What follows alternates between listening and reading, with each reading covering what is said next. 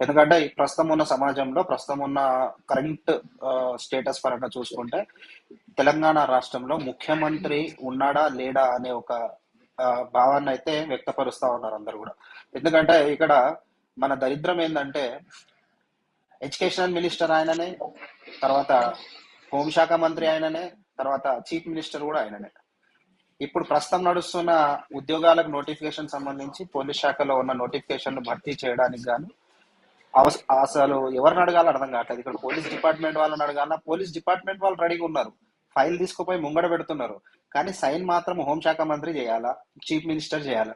కానీ అది ఆయన దగ్గర పెట్టుకొని ఎందుకు ఇలా సతాయిస్తున్నాడు, దేనికోసం సతాయిస్తున్నాడు అనేది మాత్రం అర్థం కాలేదు. ఎందుకంటే ఈ ప్రభుత్వం, ఈ కాంగ్రెస్ ప్రభుత్వం ప్రస్తుతము చిన్న చూపు ఏ విధాలుగా చూస్తుందనంటే పేదవాళ్లకు ఇల్లులు కట్టడానికి కానీ, పేదవాళ్లకు ఆ, ఆ, ఉచిత హామీలు అమలు చేయడానికి కానీ, లేదంటే నిరుద్యోగుల పట్ల జాబ్ నోటిఫికేషన్ వేయడంలో చిన్న చూపు చూపిస్తుంది. కానీ ఇదే ప్రభుత్వము 500 కోట్లు పెట్టి గాంధీ విగ్రహాన్ని కట్టడానికి కానీ, 1000 కోట్లు పెట్టి మూసీ శుద్ధీకరణకు కానీ, 100-150 కోట్లు పెట్టి మెస్సీని ఇండియాకి తీసుకొచ్చి ఫుట్బాల్ ఆడిపించడంలో కానీ ఇక్కడెక్కడ మాత్రం చిన్న చూపు చూడట్లేదు.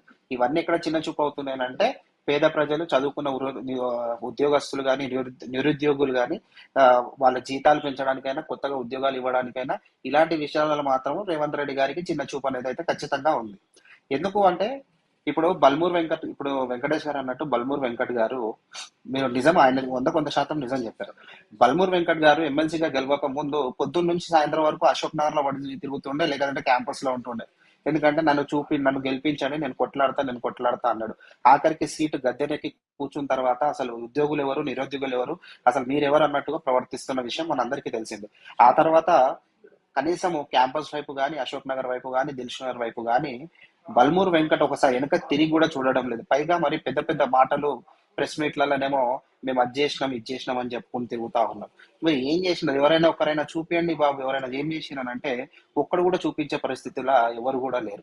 ఇన్ని రోజుల నుంచి దిల్సుఖ్ నగర్ లో వీళ్ళు కొట్లాడుతున్నారు, నిరుద్యోగులు ఎవరైతే కొట్లాడుతున్నారో, నిరుద్యోగ జేఏసీ వాళ్ళు ఎవరైతే ధర్నాలు చేస్తున్నారో, రోడ్డు మీదకి వచ్చి బెటాయించి కొట్లాటలు చేస్తున్నారో, ఏ ఒక్క కాంగ్రెస్ నాయకుడైనా ఇప్పటి వరకు వచ్చి వారికి మద్దతుగా నిలిచి మాట్లాడిన దాతకాలాలు ఇప్పటి వరకు లేవు. ఎంతసేపు కూడా ప్రతిపక్షంలో ఉన్నవారు, కాకపోతే పార్టీల నుంచి వచ్చి మాట్లాడుతున్న వారే తప్ప ఇప్పటి వరకు కాంగ్రెస్ ప్రభుత్వం నుంచి కనీసము హామీలు ఇచ్చిన వాళ్ళు వాళ్ళకు వచ్చి ఏదో ఒకటి చెప్పడానికి కూడా రెడీగా లేరు అని అంటే నిరుద్యోగులు, ఇది తెలంగాణ రాష్ట్రంలో నిరుద్యోగులు అసలు కాంగ్రెస్ ప్రభుత్వానికి అవసరం లేదా, లేకపోతే వాళ్ళ ఓట్లు కూడా అవసరం లేదా, లేదంటే మాకు మా ఈవీఎంలతో మేము నడిపించుకుంటామనే ఉద్దేశంతో ఏమైనా ఉన్నారా అనేది మాత్రం తెలియట్లేదు.